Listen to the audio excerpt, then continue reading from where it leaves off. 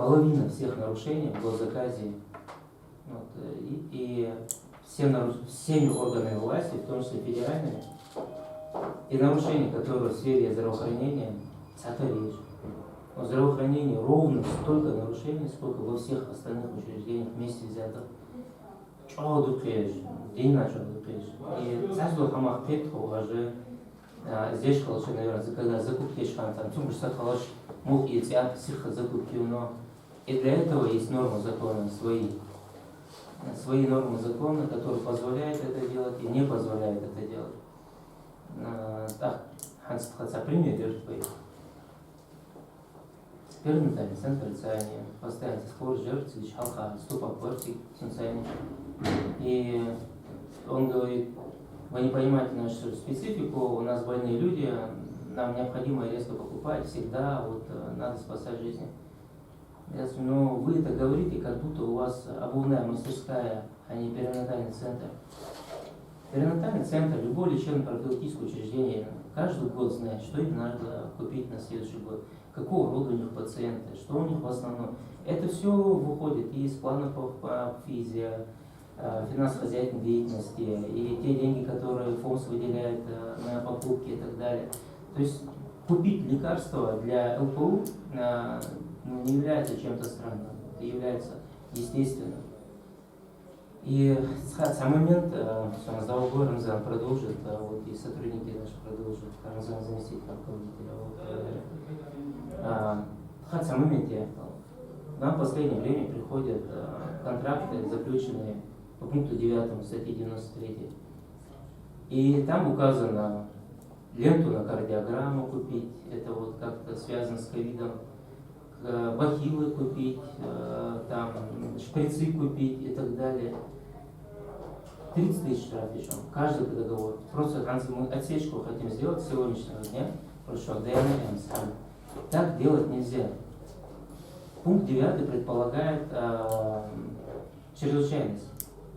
Для больницы купить ленту для ЭКГ не является чрезвычайностью, это является текущая закупка. А текущую закупку подменять чрезвычайностью ни в коем случае нельзя. Там штраф выходит, большие штрафы. Аж даже на 1000 рублей и штраф 30 тысяч идет. Поэтому ваши текущие потребности ни в коем случае, текущие потребности ни в коем случае нельзя подменять пунктом 9 статьи 93. Обязательно главврач положит, если они скажут, там, вот, а есть закупки, нельзя им сделать. Штраф будет на них, кстати. Пункт 9, в любом случае, уведомить. Нет, ваш же Ахам уведомляет, по закону вашей внутренней финансовой контроля еще нет. То для федералов, да, финансовый контроль внутренний. А еще не для этих уведомлений комитет финансового контроля. Но ваш письмо детали, только требования прокурора разлетают, чтобы мы проводили мониторинг всех этих уведомлений. Да, и в целях исполнения требований прокурора вашего гейта. То есть получается, либо у вас, получается, вы обязательно информируете комитет. Даже информируете штраф, даже если вы нас проинформировали. Ваш кто проинформирует за непредставление информации и штраф, а аж проинформирует собой за неисполнение законодательства. Просто тхумфидис хочет, он не обязательно бланк менять. А их аж кастуевая. Может его же нам скинуть, просто продублировать нам копию, а вот я и он сразу скидывает. Хвя бьет сейчас, он просто максимально экономит идешь. Для них вы обязаны делать по закону, сделать, для них, а нам сюда, а мы уже в конце недели прокуратура отчет, что да, ухитерхан, дерхан. Азмало то, что текущие закупки подменяются пунктом 9, а НДАС прокурор сразу давили, еще у нас не шквально проверишь. Но Ханзер приходил, птаган радиха, вот я даху, мы делали с медициной, то есть ты еще давай, что обязательно. В этой части садокладаем, там за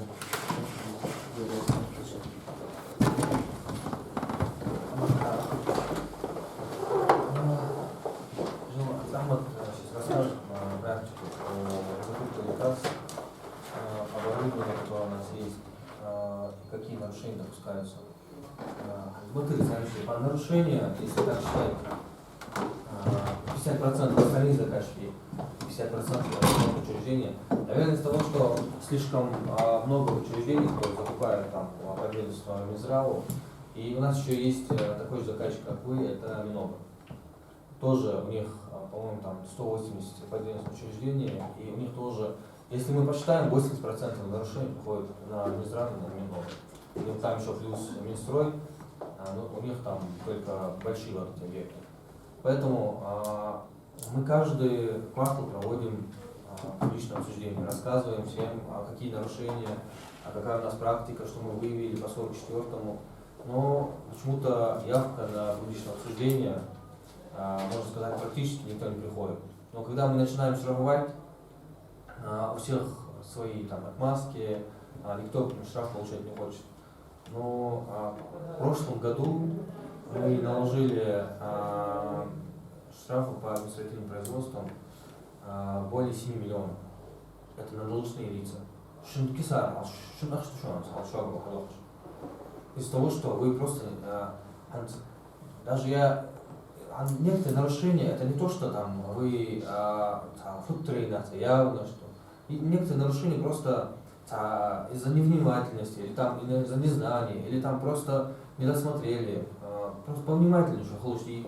И обязательно, вот, мы сегодня расскажем вам тоже изменения, которые вступают. Вот я на публичном обсуждении это рассказывал. Заказчик, мы ему выдали после вступления изменений в закон, мы его 10 раз предписание не сага, но это заказчика, я харта, да, и каждый раз по 3000 штрафуют. И опять приходит жалоба, смотрим, с нарушением. Опять 10 раз, как это? 10 раз, 30 тысяч рублей. И самое интересное, не нужен штраф. И при том очень простое нарушение, когда Да. один раз изменил проект контракта и все, то есть больше проблем. Что занимательно, и вот эти тех заданий, которые вы готовите, особенно вот эти по лекарствам, по медоборудованию. Вот у нас, наверное, РКБ не будет. Вот у нас с РКБ проходит суд, мы уже там в прошлом году, по-моему, апрель, да, это был. В апреле мы рассмотрели жалобу, и из-за того, что они не исполнили наши предписания, там исполнить предписание, внести изменения, в течение 7 дней подождать и заключить свой контракт по результатам проведенной торгов. Что делает РКБ? РКБ тянет этот контракт. РКБ тянет этот контракт и заключили только 30-го, 12-го. На самом деле оборудование, которое там закупали, это нужное оборудование, которое там, по-моему, по урологии в части там какое-то оборудование надо было. Но мы говорим, вот если вот мы вырвались сейчас во всех судах, и до сих пор это оборудование стоит, поставка не произведена. Мы говорим, вот мы выдали предписание, если мы не правы, понятно, они пошли в суд им сказал, касаться, они говорят, вот, вы не правы. Мы говорим, исполните предписание 7 дней, заключите этот контракт и поставляйте оборудование. А то, я думаю, это принцип, чтобы оборудование поставить, идти, в принципе, мы тоже понимаем, что вы работаете именно с той целью, что наши больные там будут лечиться в наших учреждениях медицинских, и для них это оборудование. Не для вас, коны яхты, шуаны яхты, больной закрепиться, а должен шавенуется, больницы, цен оборудование есть. Но это что интересно, я скажу, вот ходится, вот это делать нельзя, не ахмадить на самом деле. Ахмаду союзники, вот в основном вот эти по лекарствам, куда объединяют и Шкалевич, там миллион постановлений правительства, 14 статья есть наш режим. И тут нарушение, Ахмед сейчас расскажет, ислам потом, ислам перейдет. Раз уже Рамзан рассказал, коротко основные нарушения, допускаемые медучреждений при осуществлении запрещенной деятельности. Начнем с процедур заключения прямых контрактов. Почему с этого начнем? Потому что прямые контракты, которые незаконно заключаются, мы считаем, что это самое грубое нарушение 104 закона, потому что напрямую влияет на ответственность.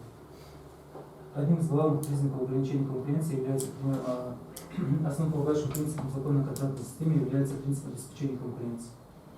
При этом одним из главных признаков ограничения конкуренции является заключение прямого контракта без проведения обязательных процессов торгов. 104 законом четко регламентируется, в каких случаях необходимо проведение торгов, а когда заказчик вправе заключить контракт без проведения торгов. Именно в случае Может, практику расскажи. да, я сейчас Я думаю, все знают, что прямой контракт это. 93 статьей предусмотрено, в каких случаях, пример. 93 статьей предусмотрено, в каких случаях заказчики могут осуществлять закупки единственного поставщика, и при этом анализ закупочной деятельности медучреждений показывает, что основные нарушения у нас допускаются при заключении контракта в соответствии с пунктом 4, часть 1 статьи 93 и пункта 28, часть 1 статьи 93. Кто у нас сегодня в основном присутствовал? Врачи или специалисты? Медицинского контракта. Тогда вы, наверное, знаете нормы Да, не все. пункта 4 и пункта 28, часть 1 статьи 93. При этом какие у нас бывают основные нарушения? По пункту 4, как мы знаем сейчас, возможно заключение контракта на сумму, не превышающую 600 тысяч рублей, и при этом общая совокупность не более 2 миллионов и не более 10% от совокупного годового объема. Мы видим, что часто что заключаются прямые контракты, даже вот как было сказано, не по мотивированному какому-то поведению, а по незнанию. Бывает так, что сумма контракта в районе 50 тысяч, 70 тысяч рублей, при этом все равно признаем прямым контрактом. Здесь уже идет штраф минимум 50 тысяч на должностное лицо за заключение такого контракта. Мы смотрим на превышение лимита. И каждый последующий контракт, который идет за лимит вот этого 2 миллионов или 10% от совокупного годового объема, признаем как прямой контракт со всеми истекающими последствиями для заказчика. Это может быть минимально 50 тысяч рублей для заказчика. Также такие действия заказчика могут носить в себе коррупционный характер и содержать признаки нарушения антимонопольного законодательства. Вообще, когда мы видим, что заказчик незаконно заключил прямой контракт, первое, что мы делаем, мы смотрим на соответствие антимонопольного законодательства, потому что это является таким существенным нарушением. На соответствие антимонопольного законодательства, что это значит?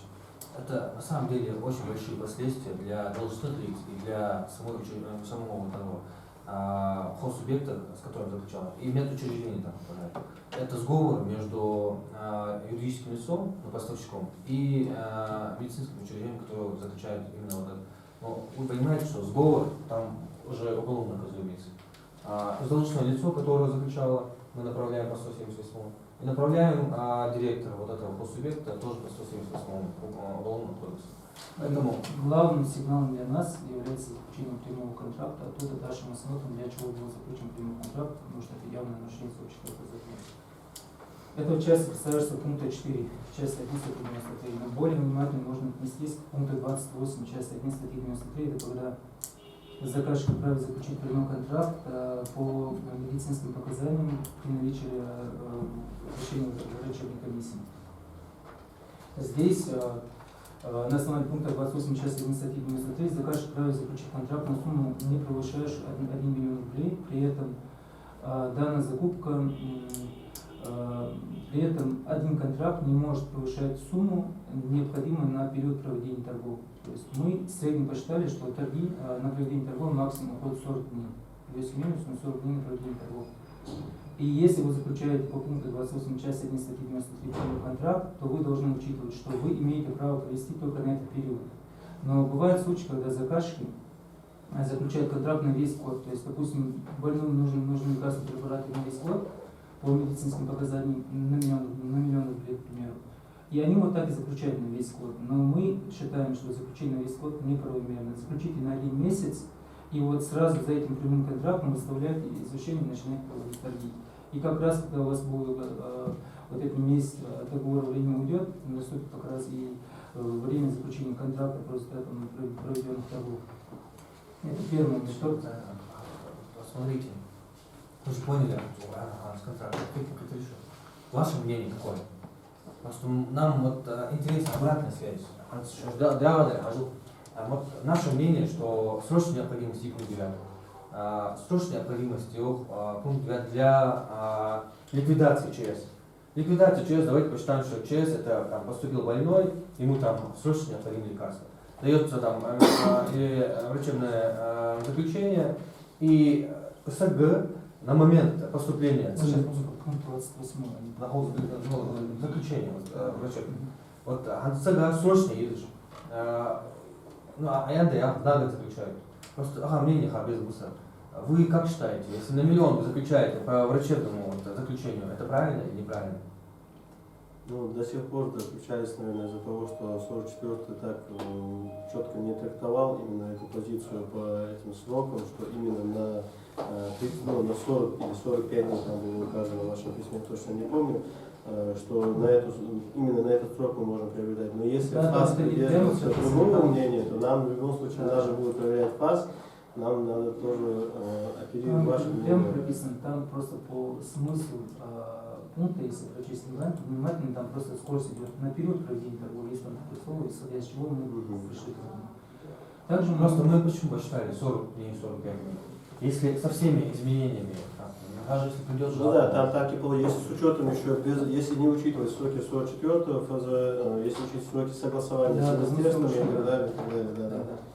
Также у нас бывали случаи, когда больному по медицинским показаниям лекарственные средства нужны в 2016 году, почему-то заказчик вспоминает уже в 2020 году, что оказывается 4 года назад какому-то больному нужны были лекарственные средства, и в срочном порядке уже сейчас заключает прямой подход. По понятным причинам данное действие заказчика тоже неправомерно и признать 50 тысяч рублей действенным нарушением услуги штрафа. Так, с этим понятно. Идем дальше. Хорошо, что сегодня у нас присутствует именно контрактный управляющий, потому что в этой части, то, что мы сейчас хотим озвучить, у нас как бы мы не видели, чтобы наши местные заказчики соблюдали требования части 10 статьи 31 Закона о контрактной системе. О чем говорит данная норма закона? О неправомерности заключения государственного контракта в случае, если участнику предложена цена лекарственного препарата, превышающая предельно допустимую. На практике Оренбургский УФАС встречается с такими случаями, когда цена контракта на торгах более 50% от начальной максимальной цены контракта. То есть мы видим, что вы выставляете, у вас цена контракта образно в 1 миллион рублей, у вас падает до 500 тысяч. И на вопрос комиссии Оренбургского УФАС, каким образом вы формировали цену контракта так, чтобы ваши участники могут снизить наполовину и все равно поставить таким образом, что могут обеспечить потребность заказчика. Мы порой получаем ответы от заказчика о том, что так как изначально вы закладывали цену контракта, вы закладывали, учитывая наилучшие качества, допустим, иностранные, немецкие качества товара, но участники вам поставляют наихудший товар, китайский, там еще какой-то товар, самый дешевый. В связи с этим они не могут таким образом понизить цену контракта. В связи с этим бывают даже такие случаи, что заказчик прописывает техническое задание под определенного производителя, чтобы не допустить поставку более дешевого и некачественного товара. Бывают такие случаи, что они делают ссылку на ГОСТы, иностранные ГОСТы, на американские ГОСТы, стараются, чтобы качество было получше, и как-то они пытаются хитриться. На самом деле все намного проще. Часть 2 статьи 63 Закона об обращении лекарственных препаратов говорит о том, что организация оптовой торговли, аптечные организации, индивидуальные предприниматели, имеющие лицензию на фармацевтическую деятельность, осуществляют реализацию лекарственных препаратов, включенных в перечень ЖНВП, по ценам согласно настоящей статье. Также совокупность указанного и в соответствии с частью 10 статьи 31 Закона о контрактной системе при осуществлении закупок, включенных в перечень ЖНВП, цены закупок не могут превышать их предельно допустимые цены. А в случае, если участник закупки является производителем лекарственных препаратов, то цена закупки не может превышать цены, зарегистрированные предельно допустимые цены и НДС.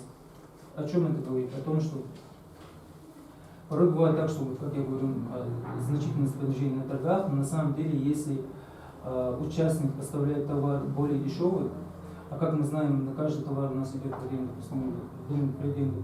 допустимая цена, которая зафиксирована в Росздравнадзором, заказчик обязан на стадии заключения контракта проверить данную цену. То есть, если бывают случаи, когда определенный участник на торгах дает максимальное понижение, а если им подана единственная заявка, то в таком случае данный участник по максимальному вносит данную закупку. То есть как получается? Исходя из этого, получается, что этим участникам максимально завышенная цена на данный лекарственный препарат. Можно я еще вопрос, не вопрос, а как бы какое-то пояснение в отношении этого.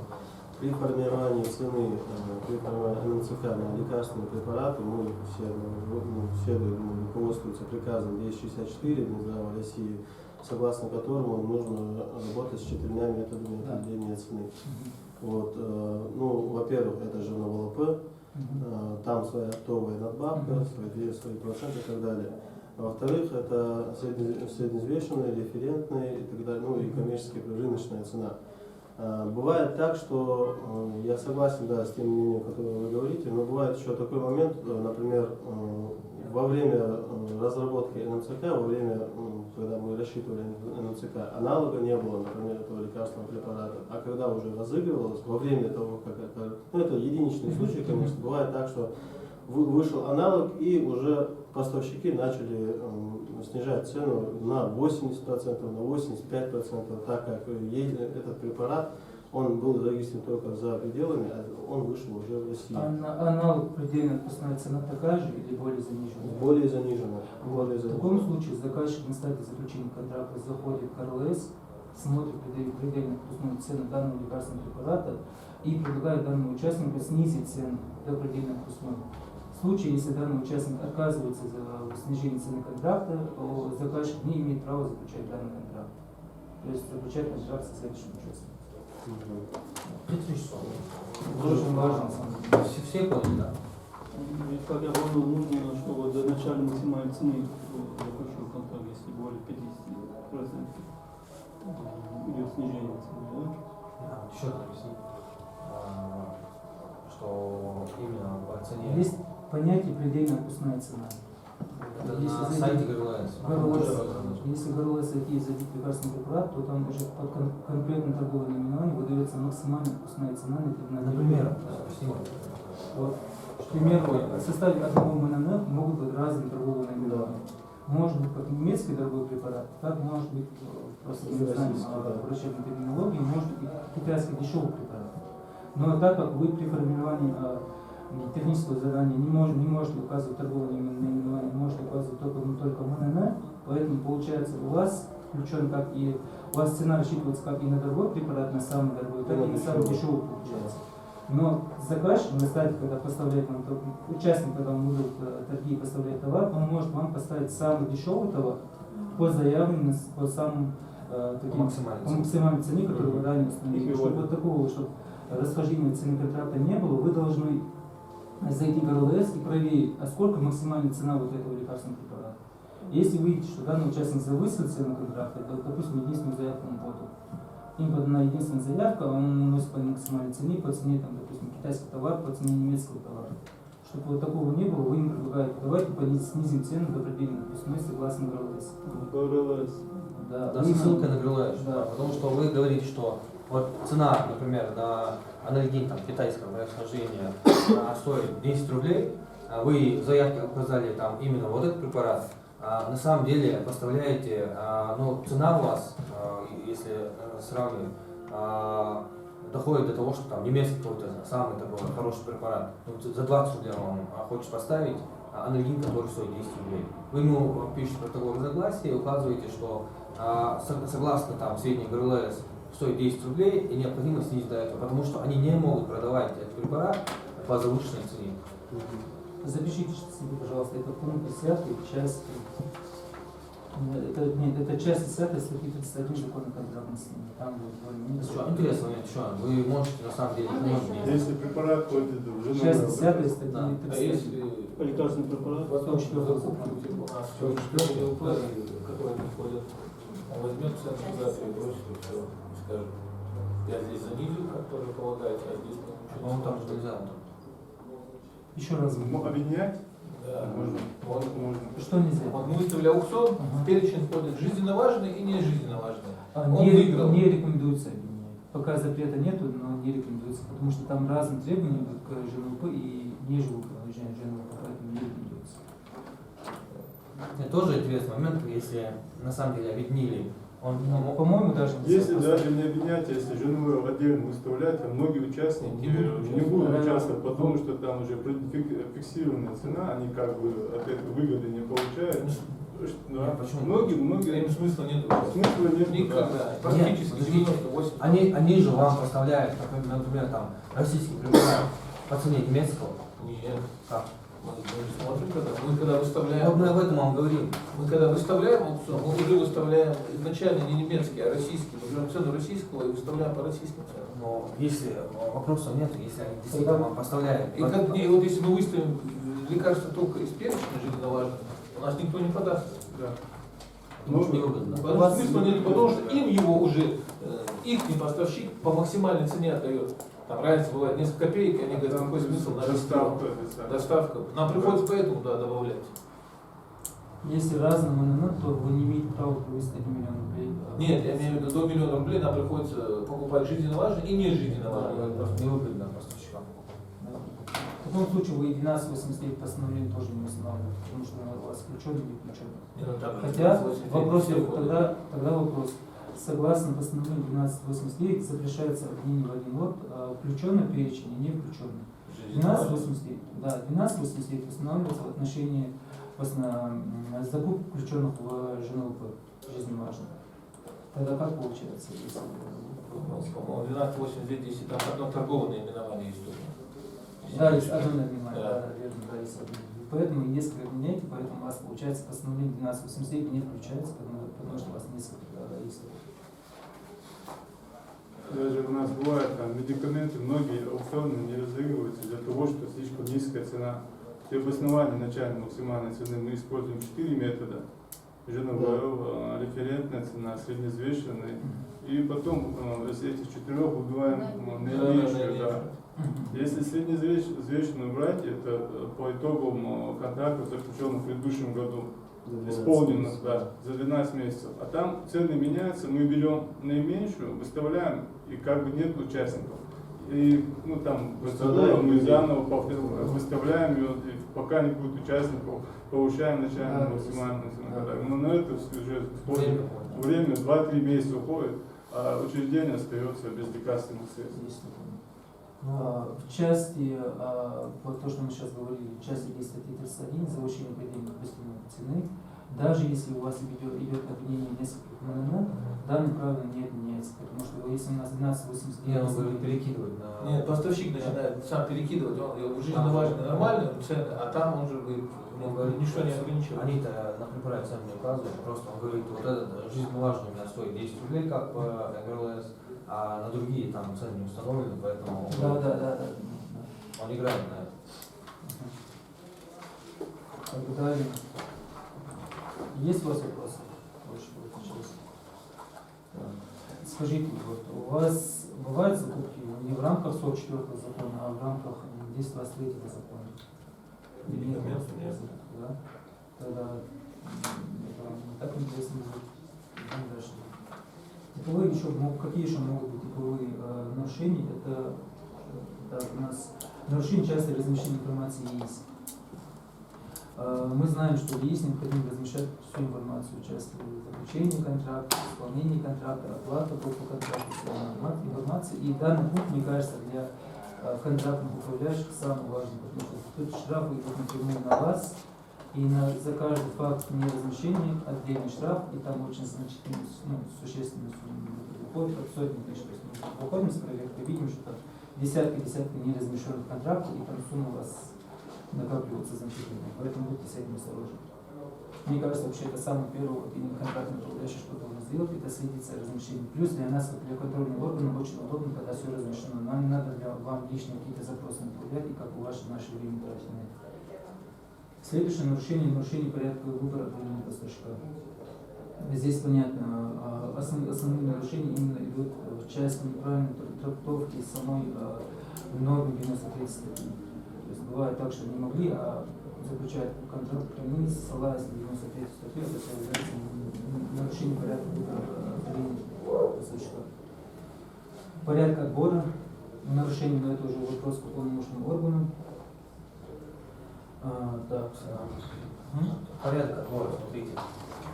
ваши действия тоже могут привести к нарушению порядка сбора. У нас часто бывает такое, что инструкция по заполнению заявки размещается уполномоченным органом, а здание направляете вы. И получается нестыковка, там, например, когда вы направляете, там какие-то слэши вы поставили, а у них слэш получается, как бы это не конкретно характеристики, надо было понять.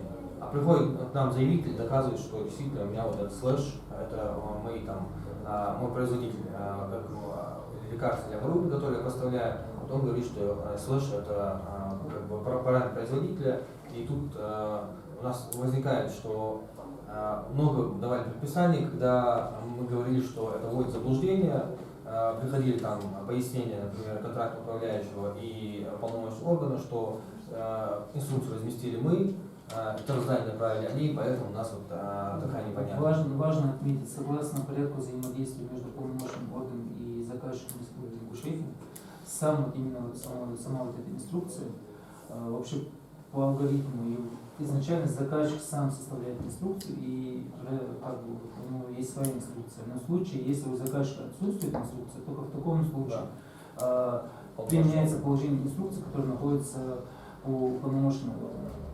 Поэтому либо вы сами составляете свою инструкцию, и у вас техническое задание соответствует вашей инструкции. Бывает так, что техническое задание не соответствует инструкции. Там все написано через запятую, а у вас инструкция сказана через запятую, ничего там конкретизировать Вы нельзя. инструкцию направляете? Нет. Никогда не направляете, да? Ну, и редко. Ну, вы можете, В основном направлять, это вопросов сами. нет. Тогда вы должны, когда вы составляете техническое задание, видеть инструкцию, которая находится в управлении полномочного органа, и составлять инструкцию таким образом, чтобы она соответствовала, техническое задание таким образом, У вас же чтобы есть она такая соответствовала. типовая, да, вот такая инструкция, которая размещается, и вы под это готовите эти задания, получается? Да. Но мы очень часто встречаем, что техническое задание не соответствует инструкции. И из-за этого часто на штраф тоже бывает. И еще вот, Дело до абсурда доходит иногда. ТЗ в виде таблицы заполнена, есть первый пункт, первый столбец наименования товара, номинал товара есть, и плюс вы еще расписываете там не более, не менее, не конкретные показатели, там плюс-минус. Заходите в инструкцию, инструкция написана, номинал товара остается неизменным. Поставщик, по сути, не более, не менее все это убрал, его за это отклоняют, он подает жалобу, мы его восстанавливаем. на самом деле, интересный момент, когда, смотрите, когда есть, например, таблица, написано наименование там, лекарственного там, препарата, и здесь они пишут не более, не менее, там, не знаю, анальгин, да, не более, не менее. И в следующем столбце они тоже указывают не более, не менее, там такое-то. Получается, вот этот столбец можно конкретизировать, а наименование показателя вот этого, наименование поставляемого товара нельзя конкретизировать. Получается нестыковка. Одного отклоняют за то, что он конкретизировал, другого допускают за то, что он не конкретизировал. Когда поставляют товар, но когда мы запрашиваем, там, принесите нам или паспорт, или там, не знаю, РУ документ, который говорит о том, что нельзя, ну, вот этот препарат не конкретно поставляете вот эти параметры, то когда они приносят, там указаны конкретные характеристики поставляемого товара. И вот эта большая нестыковка, и там у вас большие штрафы на контрактном управляющем. Поэтому, когда вы составляете задание, если вы пишете наименование показателей, там, наименование там, оборудования, которое поставляете, там пишите только наименование самого оборудования. Не надо там расписывать характеристики этого товара. Есть другой столбец, или там у вас есть там Показатели. Также у нас заказчики часто нарушают водословные нарушения в части установления требований к документации закупки бытующего ограниченного количества участников. Здесь выражается в указании, допустим, того же торгового знака или, допустим, установление излишних требований, излишней детализации описания объекта закупки и прочее. Здесь просто важно отметить, что именно за это нарушение штраф тоже крупный. Получается нарушение 8 статьи 44 закона про ограничение участников 50 тысяч штрафов. Так, далее. Нарушение порядка заключения контракта или неправомерное изменение его условий, а также заключение контракта с нарушением объявленных условий закупки. Мы знаем, что после заключения контракта, за исключением предусмотренным Гражданским кодексом, существенную условия контракта нельзя менять. Но мы в последнее время, особенно как у нас сейчас такая тенденция пошла, что медучреждения меняют условия контракта. В части, допустим, поставщик не успевает поставить товар, и медучреждение составляет доп. Соглашение и продлевает срок поставки товара. За факт изменения существенных условий контракта там определенный штраф, более того, данные действия явно указывают на признаки антиконкурентного соглашения. Потому что при таких обстоятельствах заказчик должен был выставлять штрафные санкции и как-то привести пользу государству от этого всего, а не продлевать условия поставки. допустим, тун финансирование, в декабре, финансирование, тун хайнец, требования к оплате определенный срок имеете, и обоюдный долг. То есть у нас тоже денег нету, чтобы оплатить тарелку хотела, 10 шагов, товар, к примеру, бензин халт, сырок халт. Но у тебя нет возможности в свое время оплатить это. В таком случае можно Закон не предусмотрено обоюдное, как бы идем друг другу наследство, такой закон не предусмотрено. Как быть в таком случае, если финансирование? Закон говорит, в случае, если идет нарушение условий контракта по вине поставщика, заказчик обязан выставить штрафные санкции. А в случае, если по вине заказчика, то поставщик вправе, то есть он может пойти вам навстречу и не выставлять штрафные санкции суднику. Это его право, и с ним, в этой части у вас может быть какой-то конструктивный диалог и прийти к тому, что он не будет выставлять штрафные санкции. Но вы всегда должны обязаны, потому что ваш такой подход, они нам не выставляют, а мы не тоже не будем, такого закона не предусмотрено. И сейчас, допустим, изредка заправку выигрывают по бензину, это скорый, потому что объем литра. И именно заправку находится, в Молдавеке находится, но заправочная станция находится далеко от нас. И Может поставить условия. условия Условия может поставить. допустим, от 2,5 километра не дали от станции скорой помощи. Допустим, если Вы не можете ставить условие, что заправка должна быть в собственности участника. Вы можете поставить, что он может арендовать, он может просто... Но мы ставим условия на 2,5 километра, не дали от 2,5 Можете километра. поставить республику выше. Что? На всей территории республики выше. Нет. Нам главное, чтобы это одна из... Смотрите, на 2,5 километра сколько там заправочных станций находится? Там несколько находится, там только более одной фирмы там там две фирмы находятся. Одна Роснефтовская находится, одна Кельбиговская находится, магазин. Вот Харца худis ограничения. И если, допустим, вы все равно та заправка, то есть она находится дальше. Но нам еще нужно более детально как бы посмотреть, мы так сразу... И у нас была такая практика, что поступила жалоба, и в жалобе было указано, что заказчик, который находится на территории Ингушетии, указывает, что ему необходимы заправки там, на территории Республики Болгарии. Когда они пришли, пояснили, что у них часто командировки именно в эту сторону, и им это необходимо. Мы приняли это основание. Ну, я имею в виду, допустим, выиграла та заправка, которая находится далеко, в уходе заправка около 6 километров от нас. Там Бертау, Аляхачи, заправку Вы выиграли. можете это обосновать просто. Даже если вы поставите 2,5 километра, придете в ФАС, вы можете обосновать, что вот эти 15 километров, 6 километров, которые находится заправка, это лишние затраты, нам вот эти лишние затраты нужны, поэтому мы поставили эти условия. Важно, чтобы ваше обоснование было логичным. Не, шаг предупредить единственное, сразу. Допустим, ОТЛ стоит. Та заправка все равно выигрывала. Два поставщика, к примеру, было.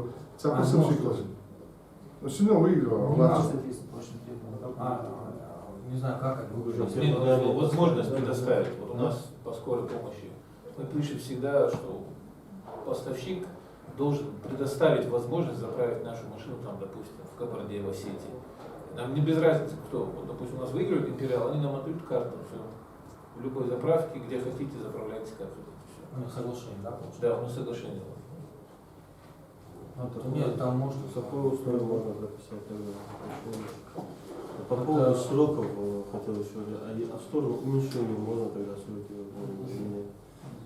Если Зачем это- размещение? Если Бывает изначально так, что, ну, например, срочно нужен этот препарат. Или бывает так, что под конец года, например, Если- при исполнении этого Подождите, не увеличение срока для поставщика, например, 15 рабочих дней стоит, А если- а 5 рабочих дней. А если поставщик не Если он согласен? согласен. Тогда зачем вы пишете доп. Соглашение? Пускай поставляет в течение 5 дней, зачем ему доп. Соглашение писать? Ну просто, например, при исполнении ЕИС, ну, при направлении сведений, там например, бывает так, что мы заключили 25-го, там, например, да, и если мы поставим 15 рабочих дней, то он выходит уже за пределы финансового года.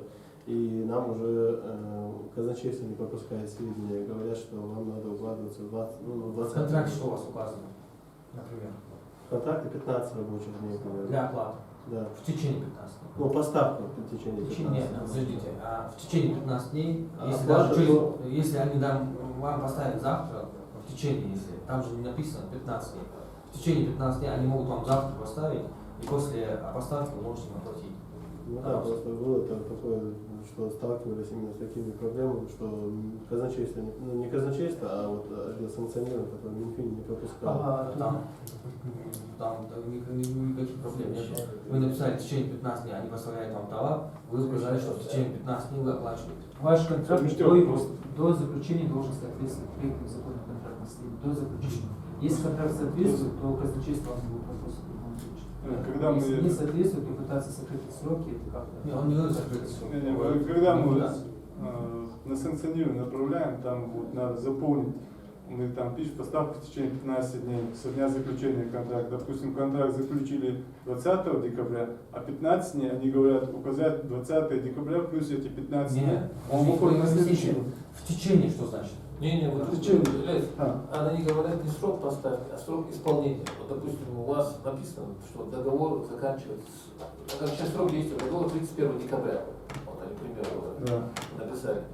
Они говорят, от 31 вы считаете 15 рабочих дней и ставите там, грубо говоря, там 28 января.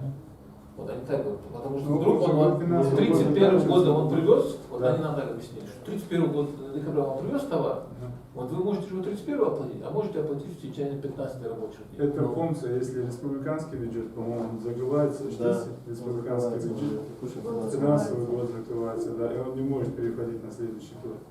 Там не может быть проблем, потому что в течение 15 дней они вам завтра поставили, а прием передачи есть, по поставленным товарам не Нет. оплатили. Просто если изначально ваши 15 рабочих переходят на следующий год, и вас эти сроки не устраивают, тогда заключать контракт уже более короткие сроки изначально, то есть четко принять. Нет, они говорят, что у них, например, В плане оплаты он в плане имеет в виду. оплаты. В плане оплаты, В плане оплаты. Товар-то привезут вовремя, оплата они не успевают. они говорят, что 31 декабря он указал срок исполнения контракта, Минфин говорит, с 31 декабря посчитайте 15 дней, вот теперь только в этом случае. Да, переходить на следующий Да. финансовый год сама система даже. Вот у нас еще Ахмад Яндар по поводу ограничения конкуренции.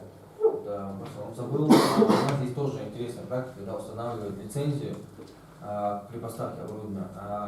Требование бывает необходима лицензия на ввод, эксплуатацию и обучение. Это незаконно. Смотрите, предмет самой поставки – это оборудование. Закон говорит, что на поставку оборудования лицензия не требуется. Но если заказчик говорит, что в составе второй части заявок необходимо приложить лицензию на ввод, эксплуатацию и обучение, то мы признаем такие действия заказчика как ограничение. То, вот единственная практика какая, вы устанавливаете в проекте контракта, Да, в предмете контракта, да, все это. что возможно привлечение соисполнителя. Мгм. И все. И это даже для чего делается? Для того, чтобы потом поставщик не ушел от ответственности, и вы здесь указываете, что возможно привлечение организации, которая соответствует действию законодательства. Если они вам пойдет в суд, вы ему покажете, вот у нас такие условия, что исполнитель должен соответствовать действию законодательства. Действие законодательства требует лицензию на ввод, эксплуатацию и обучение. Мгм. Также мы просим вас обратить внимание, когда вы устанавливаете по требованию постановления 102 и 1289, это в рамках нормативно-правовых актов установлено 14 соответствующего закона. 102 постановление, 1289 постановление. Очень часто мы видим, что вы там нарушения допускаете. очень часто. То есть часть обвинений правомерно, обвинений в один лот. Там прописано, запрещается обвинение в один лот, товар включенный, не включенный в перечень. И мы когда смотрим, потом мы видим, что вы там обязательно включаете, где-то там, наверное, забываете, включаете там перечень, товар, который у вас не включен и включен. Получается у вас обвинение в один лот неправомерно. Мы такую закупку потом в дальнейшем аннулируем за неправомерное обвинение в один лот. Будьте бдительны, когда вы именно 102 и 1289 часть обвинения. И последний пунктом 6 часть 1 статьи 33 указано, что заказчик обязательно указывает при осуществлении закупки, указывает на лекарственные препараты. При этом, учитывая, что у нас в Ингушетии нет крупных организаций бюджетных, и у нас нет организаций, которые там совокупный годовой объем составляет более 500 миллионов, у нас получается запрещается обвинение в один лот, если у вас закупка более 1 миллиона двух разных препаратов с различными МНН. Вот здесь важно отметить, у нас просто недавно был такой случай, когда здесь просто есть оговорка, случай, если один из МНН, то есть мы сейчас говорили о том, что два разных МНН и до 1 миллиона можно обвинить. Но если один из МНН у вас является лекарственный препарат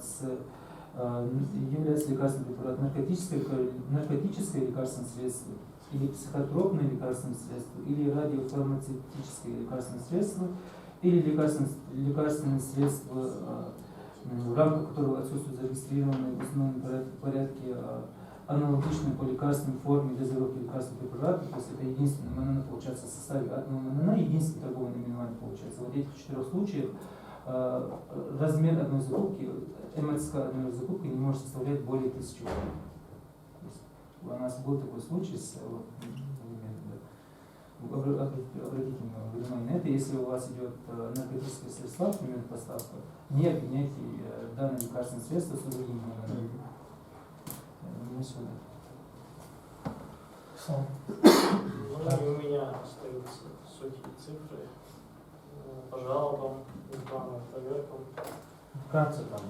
Да, мои коллеги озвучили класс нарушений, которые допускаются заказчиками в основном.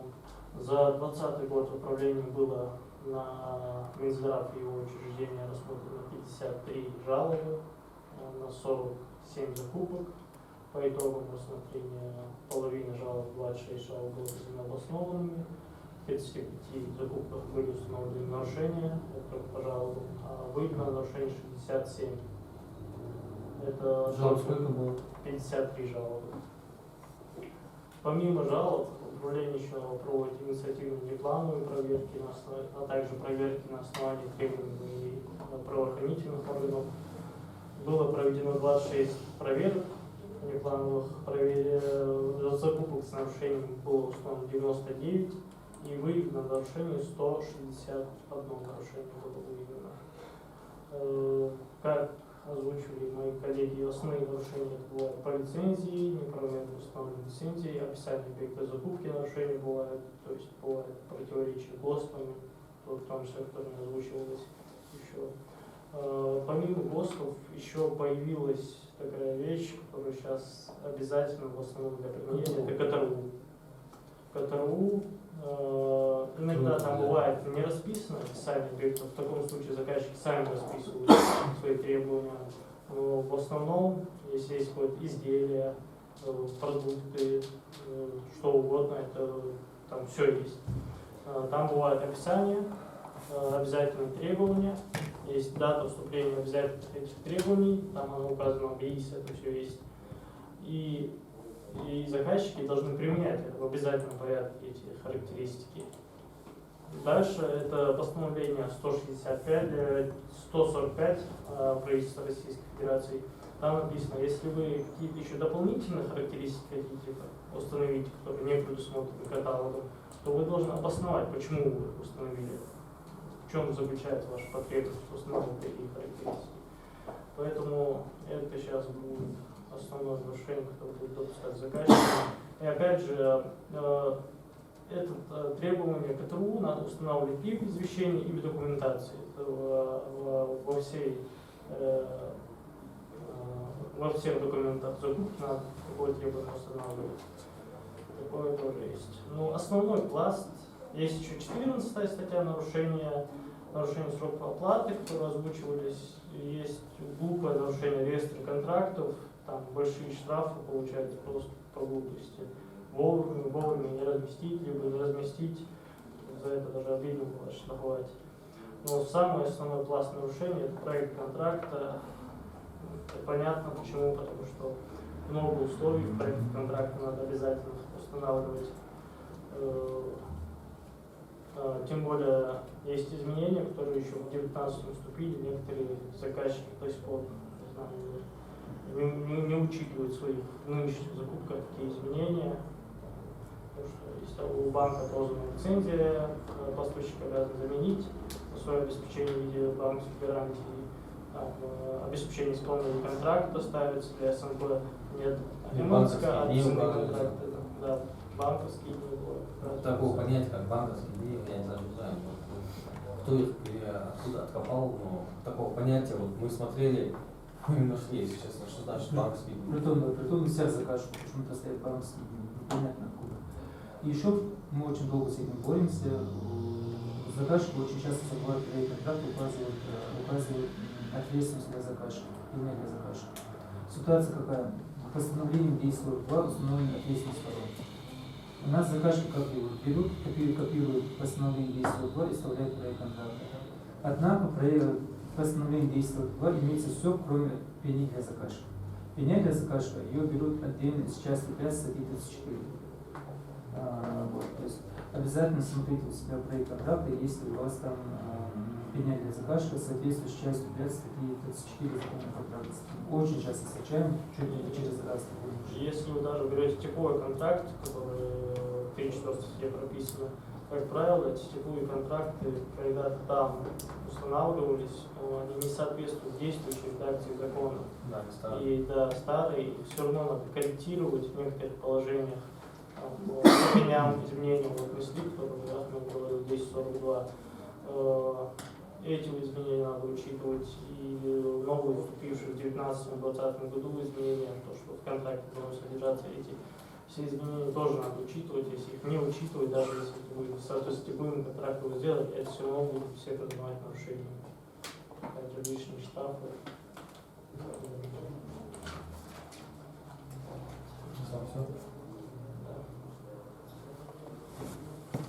У нас остались изменения в 44-й закон. Наверное, вы тоже как бы с проектами знакомы. С 1 января 2021 года вступили изменения, также вступает с 1 апреля 2021 года. С 1 апреля 2021 года правила проведения запроса КТО до 3 миллионов очень удобно именно для этого учреждения, потому что сокращаются сроки подачи. Также можно вносить изменения извещения. Отменяется отмена, допускается за час до момента окончания получения заявок. Очень интересно. Если вам не так, если честно, не в таких целях, понятно, что там 10 заявок не надо. Действительно, если есть какая-то необходимость, или там, не знаю, отозвали лимиты, или там уже нет потребности, в этом случае вы можете там отказаться от частного момента. Или просто передумали. Да. Ну, какое-то обоснование, наверное, надо предъявлять. Заказчик обязан запросить не только декларацию, но и документы, подтверждающие соответствие требованиям пункта 1 части 1 статьи 31. Раньше как было? Раньше, это получается не это работа полномочного органа в вашем случае, когда, например, мы указываем там требования 31 статьи, что он не должен находиться там не должен привлекаться по 9.28 административной ответственности. Сейчас площадка скидывает уполномоченному органу, вот этот привлекался там по 9.28, и они обязаны вот это смотреть и учитывать. В случае, если действительно он привлекался, его не допускают. Требовать документы, предназначенные для передачи продукции, запрещено. Обязательное разрешение одобрения крупной сделки, заключения или обеспечение его исполнения является крупной сделкой. Это уже у нас была комиссия, заказчик готовит только итоговый протокол. Теперь у него включает сведения об увеличении стоимости контракта из-за предоставления преференций учреждений уголовно-исполнительной системы, инвалидам, организации указывает, информация не состоит. Вот это все получается у нас запрос котировок. Потом у нас еще очень интересный момент заключение контракта. 2 дня, 2 рабочих дня. Раньше 7 было, сейчас 2 дня. Я думаю, законодатель осознанно, зная проблемы заказчиков, сократил все эти сроки и как опыт. Ну да, это облегчает. Но там тоже будут ограничения в части того, что 50% от суммы, сейчас точно скажу, касательно суммы проведения запроса котировок. Еще у нас есть такие изменения интересные по поводу 93 статьи. Вот по котировкам, исходя из общей суммы плана графика, лимитов бюджетного размера, на котором мы будем проводить торги, есть ограничения какие-то по сумме? 10%. 10%, да? Котировок. Получается, если у вас 100 миллионов, вы можете на 10 миллионов провести котировку. 3 миллиона. Я думаю, тоже удобно. Есть изменения очень интересные по поводу 93 статьи. То, что Ахмед рассказывал, что нельзя заключать прямые контракты. Законодатель тоже ввел 12-ю часть и указал, что вы можете заключать электронные малые закупки до 3 миллионов. Это с 1 апреля 2021 года. Но смотрите, очень интересный момент. Да. Ну, там размещается извещение, но порядок расписан в части 12, как необходимо заключать именно до 3 миллионов этот контракт. Но смотрите, тоже интересный момент. Вот эти 3 миллиона у вас подпадает под совокупный объем, то, что Ахмед говорил, 10% или 2 миллиона. И я давно работаю, я знаю, как заказчик экономит вот эти. Но сейчас вроде 10%, раньше было 5%, но сейчас 10%. И раньше достаточно было, сейчас 600 тысяч. А объем закупок он там не меняется, в основном остается в тех же суммах. Лимиты, да? Да. Ну да, если у кого большие лимиты, я думаю, для них это удобно. Даже у кого большие лимиты, там не более 50 миллионов суммы. Там не более 10% и не более 50 миллионов. Да, не более 50. 50 миллионов, я думаю, это огромная сумма. Ну, Минздрав смог больше даже 50 миллионов заключить. Ну, я знаю, что на самом деле я понимаю, что заказчику даешь больше свободы, он еще больше хочет. Если честно, это удивительно. Вот, заказчик думает, что закупка, аукцион, конкурс, запрос котировок это для него как тюрьма, и он действительно пытается оттуда вылезти всеми способами. Или прямой контракт, или 9 пункт, или там сейчас 12 пункт, или не знаю. Ну, смотрите, у вас есть возможность заключать по 10%, по 3 миллиона запрос котировок. То же самое прямой контракт, 4 дня, 2 дня заключаете, и самое интересное, может быть снижение.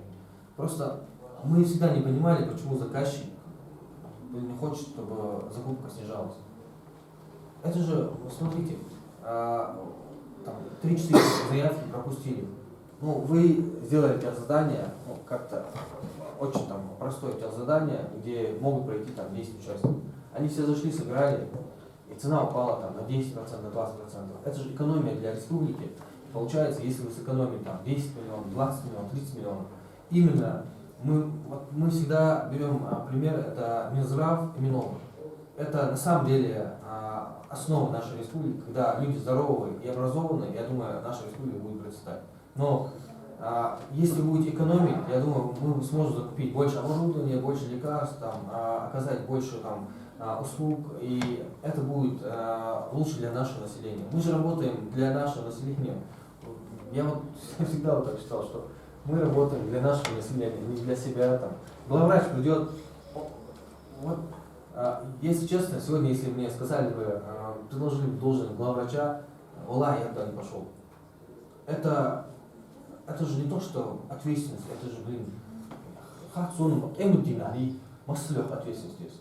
Ажил, эчера, тебя говорили, 100 тысяч что-то я думаю, 100 тысяч саги, хочешь ли здесь, хочешь ли дети, он на себя может спросить это. Да.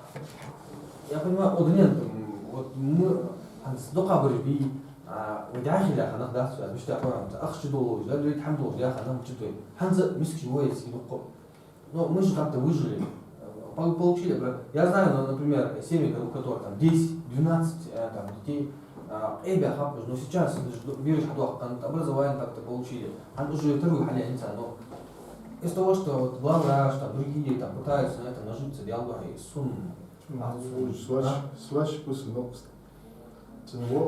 На отлично, я там московский, физика, вот не вся, короче, сам чуть ли не учил, по баллам чемпионата, я даже в Москве. اسمع يا عزو да дальше просто я здесь я думаю сам корпус просто мы должны всегда как-то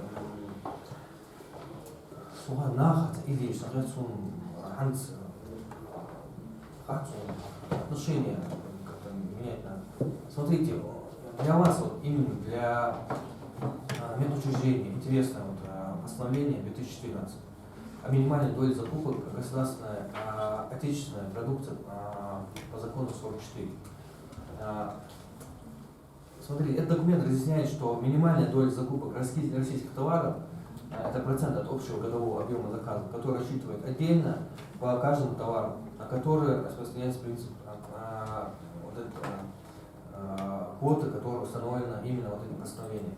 Обратите внимание, вот, 2014 постановление, приложение еще. В этом приложении указываются товары, которые будет заказывать. Там правительство установило квоту от 40, по-моему, до 90%. Точно посмотрите.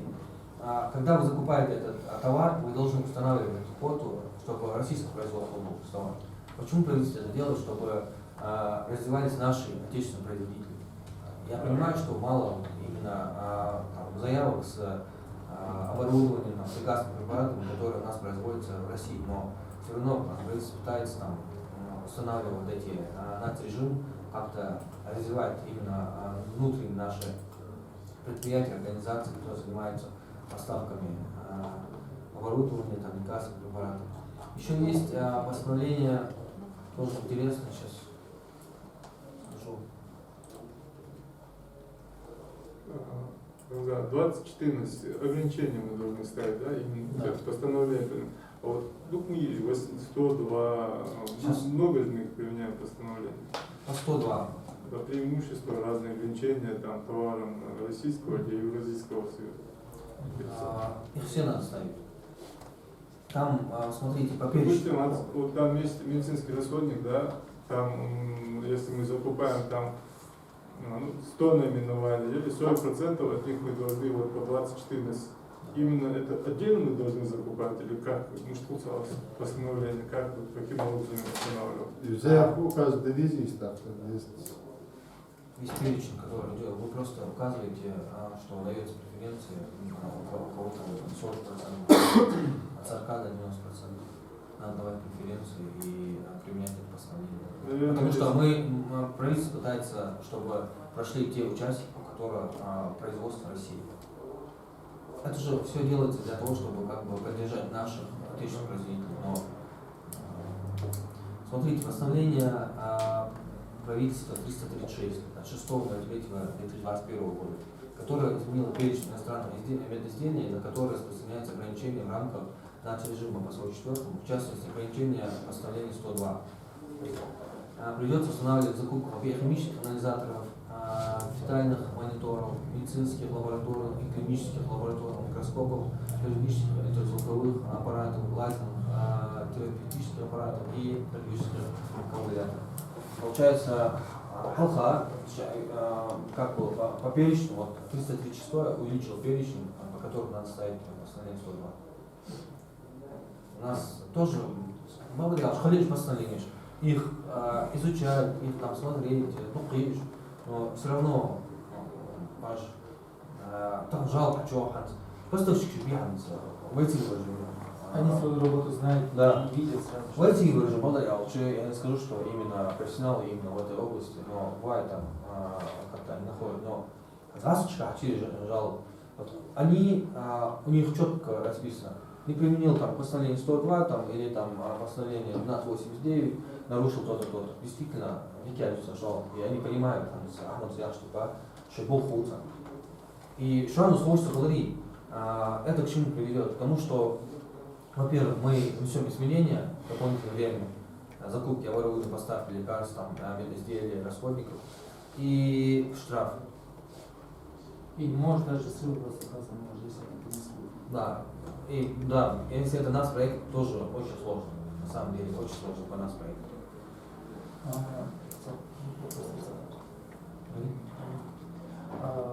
Есть ли у вас в дар как бы благотворительность передана оборудованию ресурсов медицинских, которые у вас подсаживают на расходный материал? Нет у вас, да? Это раньше было, Да, предлагали, и сейчас предлагают. На среднем будьте осторожны, потому что там последствия. Никого нет, да, такого оборудования, которого дар передано. Ну, не дар, а именно как благотворительность, но вы обязаны у них под расходным материалом. 7.02.2021 года вступило в силу постановление 76 от 28.01.2021 года, которое изменило постановление 102, определило новые правила закупок медизделий. С этой даты необходимо устанавливать ограничение допуска любых иностранных одноразовых изделий, а не только из поливинхлоридного пластика. С ПВХ пластик вам сейчас получается любые иностранные изделия, медизделия, одноразовые медизделия, на них надо устанавливать постановление суда. Тоже часто нарушение. Интересный вопрос. У нас один этот акционер выиграл вот по этому 102 постановлению. Есть специальное постановление правительства, которое прям под этого производителям сделали. Есть потом еще приказ экономразвития, где ссылка, что при покупке вот этих расходных материалов обоснование цены использовали согласно этого приказа.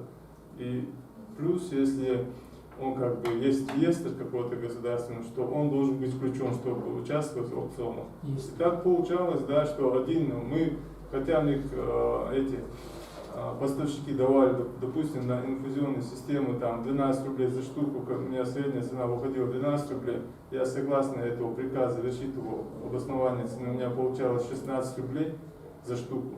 Поставщики предлагают 12 рублей, 16 рублей, там аукцион выставлялся, было несколько участников, было понижение, потом комитет смотрит, открывает этот реестр включен только этот один поставщик, соответственно, они других отклоняют, вот он признается победителем. А тот, кто включен, он дает ценовое положение, он торгуется? Он нет, он как бы просто подает заявку на участие, да, и все, он как бы ни понижения нет, ничего. Часто у вас такие случаи? Вот в прошлом году Нет, два это раза на аукцион я выставлял, и 2 раза. Смотрите, 44 закон указывает, что применяет 44 закон в случае, если возможно там как бы отойти от 44 закона в случае, если принято там постановление правительства, если не нормативного акта. В этом случае, если есть постановление правительства Российской Федерации, то закон считает, что это закон. Хоть сделали они реестр, ну, я понимаю, о чем вы говорите, но все равно есть постановление правительства и нужно ли. Ну, например, по модернизации первичного звена в этом году нам впервые выделили субсидии, и в рамках этой субсидии Минздрав республики планирует приобретение оборудования. Я буквально только на выходных узнал, что есть приказ Минздрава России о том, где прописано перечень этого оборудования и указаны коды номенклатуры. Там сейчас бурно обсуждается вопрос о том, что вот этот код номенклатуры, например, будет подходить только под определенного производителя. Это уже там обсуждается вопрос, что это уже ограничение конкуренции со стороны заказчика. Вот при таком Смотрите, как мы вам объяснили, если будет постановление правительства или иной нормативный акт, как указано в 44-м, в этом случае мы не признаем, что это ограничение конкуренции. А приказ Минздрава России это признается как иной нормативный приказ. нормативный Сейчас мы акт? не можем об этом говорить, потому что По приказу Минздрава России, если у вас вопросы будут, мы можем для получения разъяснения с Центрального аппарата ВАС России направить туда. Можем Просто у нас, да, обратиться, по-моему, мы можем анализировать с региональным законодательством, федеральным. Поэтому мы можем направить в Центральный аппарат ВАС России, чтобы они нам отдали оценку именно в этом. Сейчас. Интересные изменения.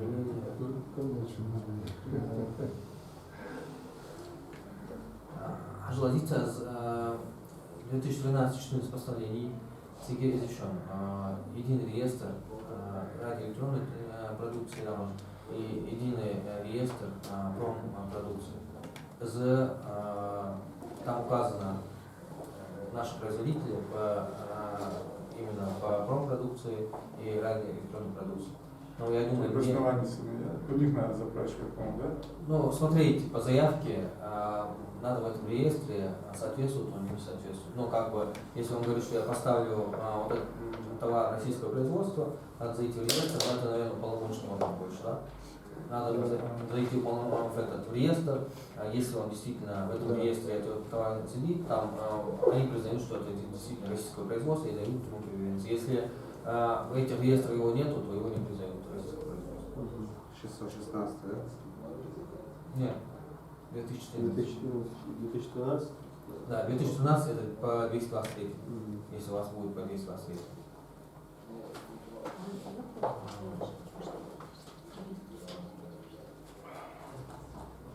Если у вас есть доходы по хозяйственной деятельности, то можете Ну, у нас в основном, если честно, я думаю, никто практически по 223 не работает, но, если честно, очень удобно, но даже вот экзамен, который говорит, что я не знаю, есть ли у вас там какой-то доход от, собственно, нет, отход деятельности нет, да, дохода? Ну, в больнице в основном ничего такого нет, хотя У них же есть сделали как бюджетные, да, у нас же 3 типа учреждений же всего: казенные, бюджетные и автономные. Для бюджетных автономных это прерогатива, ну, они могут уже распоряжаться иным профессиональной деятельностью, так как для цели, ради которого оно создано, как говорится. Но по больницам вопрос сейчас стоит как бы прострации такой. У нас в основном, как я знаю, в республике только школы зарабатывают, ну и то Садики, не да? все, и садики тоже. Да, там просто... Родительская оплата там и так далее, и они так, и гранты вам дают государство, гранты нет. Все это попадает на 223, если что, но опять всегда можно по 44 зарплате. Смотрите, еще есть приказ казначейства номер 4 от 11.01.2021 года и КЗИ именно по изменению КЗ с 1.04.2021 года важнейшего прямой контракт и электронный и КЗ и вчера снять, что есть Какой? приказ казначейства номер 4, да. По поводу 4 тоже, да? 93. Да, по 12. А, по 15. Какого? От 11.01.2021 года. 2014 постановление. 2014 постановление. Обоснование цены ЮКО. Разъяснение о порядке обоснования начальной максимальной цены контракта и ценаря. Найти интересующую продукцию об реестрах, размещенных в ГИСП, отправить запрос о цене поставщику промышленной продукции, используя контактные данные карточки промышленного предприятия ГИСП. Да, запрос есть. Да. Чуть запросят обоснование цены. Используя карточки, направить в эту организацию. При обосновании начальной максимальной цены расчет шкаф. Да. Запросить коммерческие предложения. У них, у этих организаций. Да. используя реестр, который мы вам говорили. Çünkü yolcu organizasyon реестр çok organizasyon. Sadece dayak şu var, çok память. Ну, реально, школы все равно делать надо. А если получается... Казначейство мы не придет, запросим- казначейство придет, скажет, неправильно писал. А если мы не запросим, то получается в любом случае они же будут поставлять на товар, который соответствует же, да, этому постановлению. Ну не они, а они эти в реестре находятся Они же те товары, учредители, которые соответствуют этому постановлению. Особенность определения начальной максимальной цены контракта, заключаемого с единственным поставщиком начальной максимальной цены по выполнению закупаемой работы.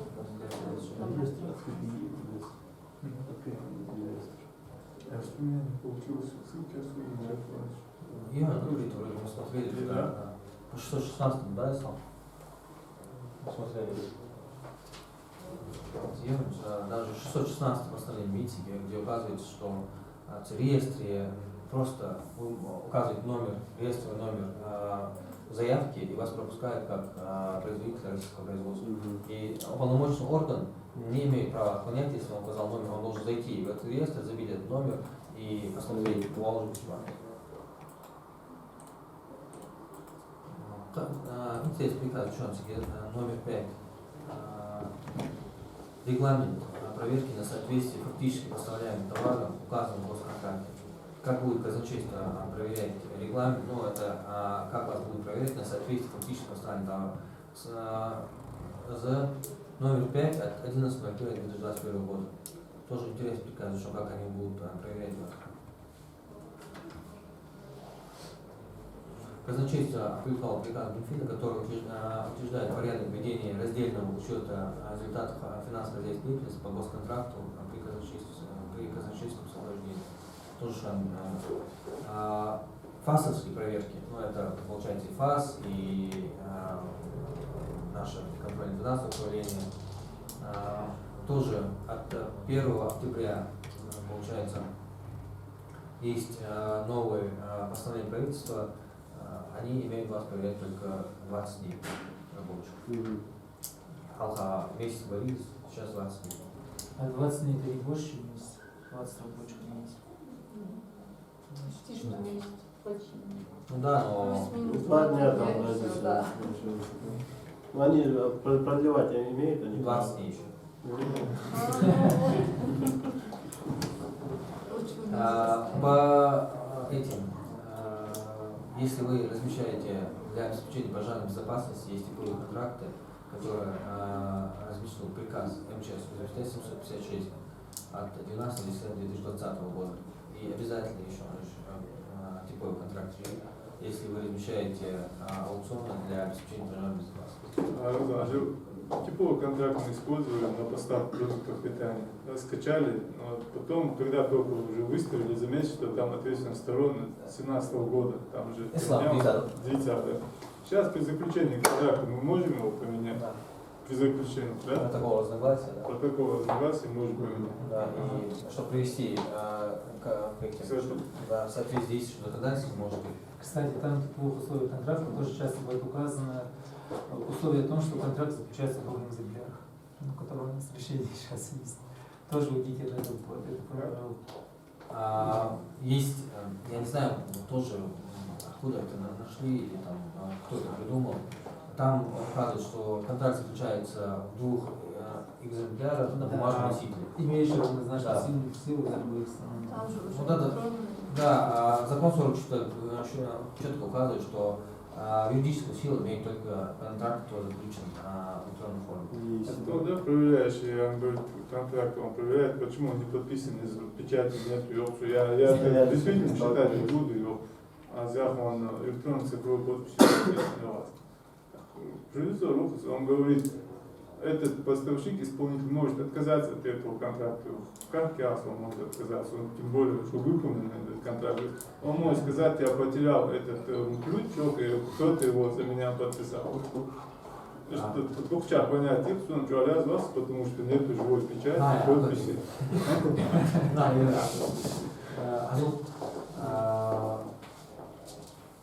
У нас есть изменение информационной карты типового контракта на поставку продуктов питания. Я думаю, тоже ваш продукт питания имеет тоже приказ Минсельхоза 605 типового контракта на поставку продуктов питания.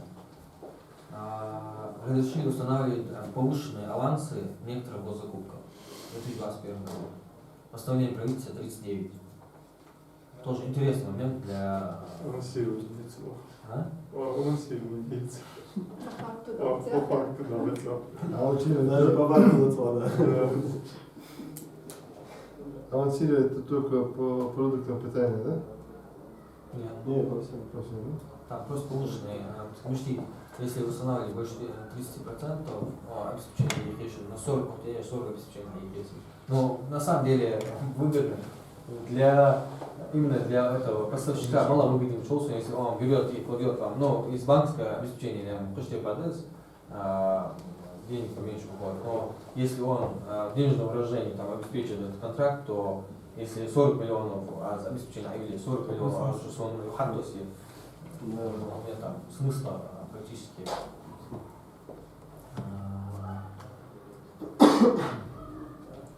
Грозится ли вот именно новые правила по закупкам медизделий, особенно закупкам медоборудования, медизделий и расходного материала. 76-е постановление 28.01.2021 года. Лучше они еще раз. 26.01, да? 28.01.2021 года.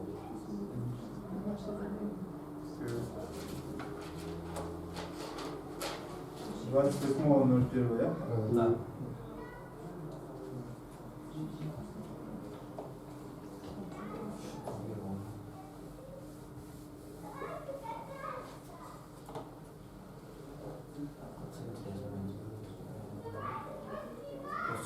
Именно для медучреждения выписать, да,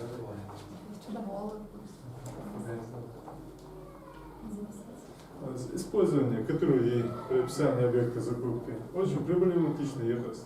Потому что там общее идет, да? Допустим, ну, Ислам сказал, 145-е постановление предусматривает случай обоснования, можно дополнить еще. Ну там обоснование тоже я как смотрел, чисто из как очень трудно обосновать, почему вот именно этот мы хотим. Его надо очень так, специалист именно разбираться в каждом случае по Да, у нас отдельности. больные определенных категорий, да, Да. обоснованы. Допустим, она получается, там, хаицы же, как коммерческие предложения делаем на как бы хороший, качественный товар, там поставляют, соответственно, с описанием этим, с КТРУ, не то, что мы хотели, да. И поэтому снижение бывает 30-40%.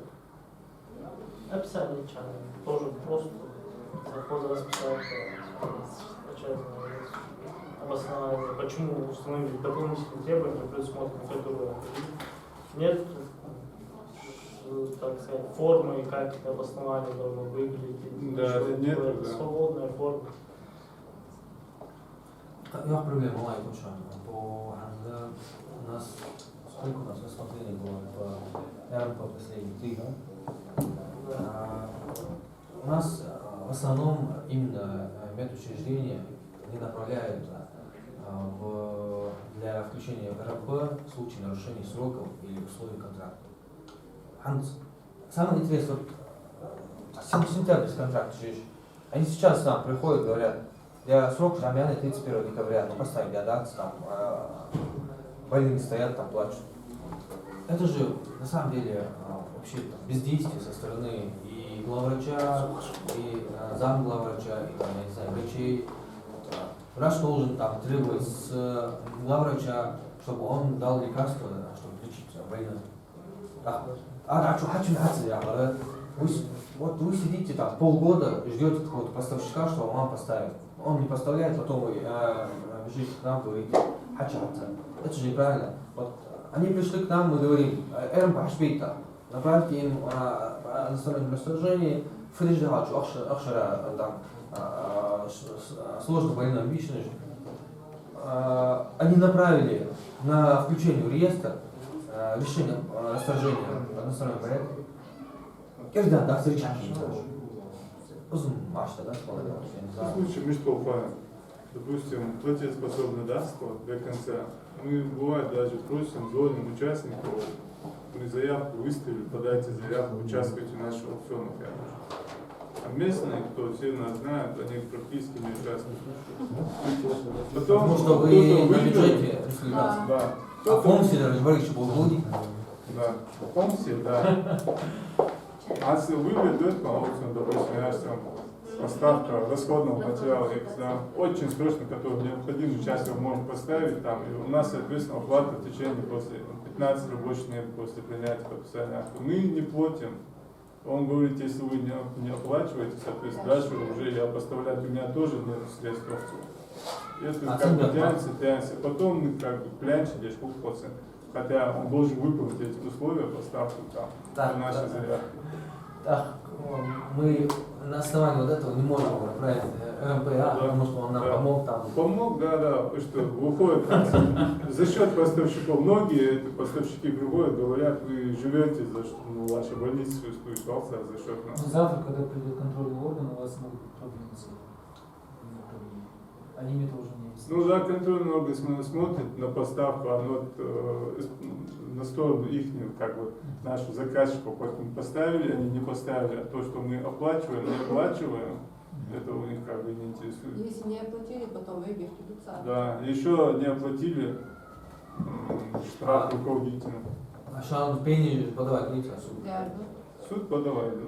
А что не целевка, вот як мы спеняют штраф, оплатить. У нас контрольный. Да, не целевка ставится. Мы не имеем права. Нет, по закону но не целевка, это когда вы направили деньги, которые на лекарства направили, там, я не знаю, на покупку продуктов питания. А тут не целевка, что если не было возможности оплатить и поставщик пошел в суд. По закону мясо, может, они так трактуют это как не целевка. За целевку не штраф, тем более. А сами же деньги не отдают. Нет, денег не было. Вы же можете доказать, что вы вот выставляли заявку, Минфин или, я не знаю, там, другие организации вышестоящие, вот они вам не перечислили. Но не целевка, если бездействие главврача, если они сидели там, обычно садик, школы приводят там в 7:32 за нарушение срока оплаты. Хаял заявку, то, что выставляли в Минфин. Они нам позвонили, сказали, не выставляйте его. Денег нету, не выставляйте. Я говорю, ну тогда ваша вина. Мы просто письма пишем, просим выделить деньги, и чуть-чуть это нас спасает. Это ваша страховка. Еще страховка, еще. Хоть там Минфин говорит, не выставляйте, направляйте им заявку, дальше, я думаю, если вы по-любому будете. Ваш вопрос, дети, завершим, потому что Том Балагалович целый зал Хайвана, мы сейчас посмотрим, кто пришел. Я думаю, те, которые пришли, даже без какой-то там выйдут навстречу. Но если, например, самое обидное, что почему на луфту, самого почему, что важно, что результаты одеты. Он абсолютно результативно. У нас более 500 административов, и их не оплачивается, нет. Это оплатить, и 100% результат должен отдаться, чем штрафовать там 500 раз, и из них 100 административов только оплачено. А там он мы понимаем, что денег нет, что у людей там семья обед. Ну, поэтому мы вам разъясняем, мы есть нарушение, чтобы с вашего кармана не платить. Оплатите, это что? Оплатите, еще ждаться. Нет, судья не представляет, целый вал. 30 тысяч лира, удвоение, это получается уже 90 тысяч. 30, а вот она 60 тысяч. Плюс 7% от судебных приставов. Так, Да что оплатите судцов. Оплатить мои нарушения в году, наверное, без баксов, я не понимаю это. Любое время в ходе разъяснений хабар объяснил, что как-то хабар без Божьей, амал без Божьей согласен. Я тамам то За весь здравия. как где захочешь. Как вижу, хагат проблемы с математикой. Масса шагов там. Насчет того бензина, допустим, те задания указывают 2,5. Все равно он выиграл каким-то образом, аукцион выиграл. Два участника было, входящая цена. Если он незаконно выиграл, Незаконно, ладно. все равно он как-то его пропустил. То есть, При исполнении контракта измеряете, вы же говорите не более 2,5 километра от станции. да, вы при исполнении контракта измеряете вот этот именно 2,5 ярда, измерите и нарушение условий контракта расторгаете. Если я с ним застрою предыдущую, нет, уже все это. Хотя это как-то, ну, с другими я могу заключить? Не могу, вот это что без. Нет, не можно. Вы уже получаете сухацию ханзы. Вот я обязан заключить с ним. Да. Я не знаю, есть у него возможность. Я себя заключаю с ним. Потом после заключения узнаю, что нет у него такого Его возможности. направляешь РМП к нам информацию, потому что РМП включили.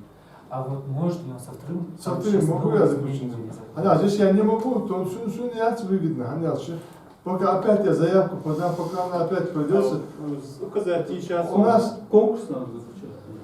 ну, все равно конкурс разница в время. Пока опять не знаю, Конкурсный заявку. конкурс там.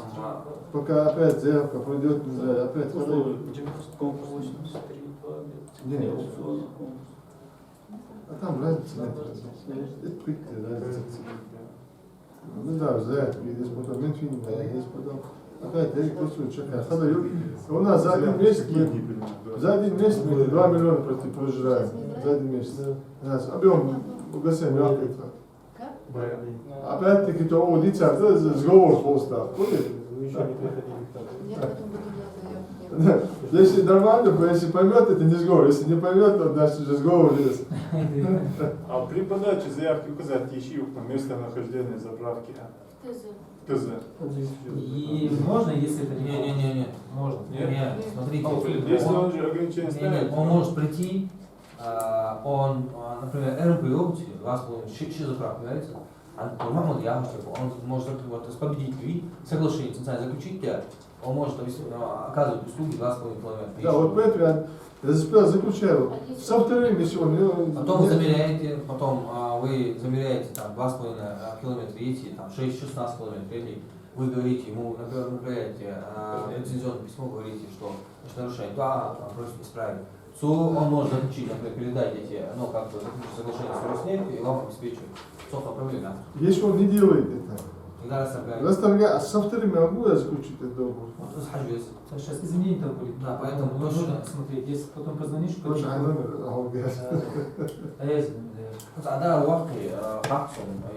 я думаю, он чтобы не попасть в РМП, он заключит соглашение. 960, 960. 433, На поставку аппарата я подал заявку. 33. 35, Там да? поставить условия предоставления. КТРУ. Просто некоторые вопросы нужно Условия.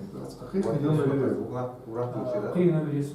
Конечно. Лицензии есть, на ввод эксплуатацию и обучение. Именно в заявке требуете сейчас, но контракты, там в контракте при исполнении, там напиши, что возможно привлечение исполнителя оказывает сам услуги, но также возможность привлечения исполнителя действующее законодательство. Все. Контракт моя сейчас. Лицензия, аж до сразу снести экзамен. И 30 тысяч жалобы, 30 тысяч штрафов. Штрафы же напишем благодаря шлюху. Зарплату говорите, а вообще никуда растут. Мало. Зарплат контрактник. Это уже не к ним вопрос, это уже к Министерству финансов. Зарплата. Штрафы-то большие, а с чего? Самое их интересное выделить? такое, что зарплата нормально, очень штраф сидит. Ну, а ну что, правильно? Смотрите, мы пытаемся как бы экономить вашу зарплату, просто улучшить, взять полномочия повышать зарплату. Да, Но это я. шины, как бы зарплат экономить, здесь наш экономить, что, но я не знаю, кому это. Вообще без можно, да. На самом деле, то ислам, я например, нарушение размещения исполнения контракта по 20 тысяч, 100 тысяч, реестр контракта, представьте, 100 тысяч он стал делать. Хил في контрактном кодексе, хочу штраф торгует, фейковый, сколько там можно, реально там 500 тысяч, 600 тысяч можно при желании докопаться. У вас там целый год идут закупки и вообще ничего не размещает. А за каждое фактное размещение у вас отдельный штраф, там сколько, 15-15. Кого разрешить? Это вопрос. Я сложу, да. Ну, да, в общем,